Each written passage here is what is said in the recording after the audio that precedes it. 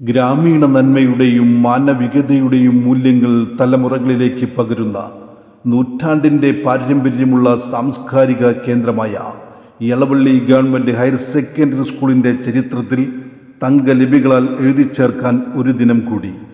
വർണ്ണക്കൂടാരം. Pre primary കുട്ടികൾക്കായി ഒരുക്കിയ വർണ്ണക്കൂടാരത്തിൻ്റെ ഉദ്ഘാടനം ഒക്ടോബർ 29 ബുധനാഴ്ച ഉച്ചയ്ക്ക് 2:30 ബഹുമാനപ്പെട്ട തൃശൂർ ജില്ലാ panchayat president Shri VS Prince നിർവഹിക്കുന്നു.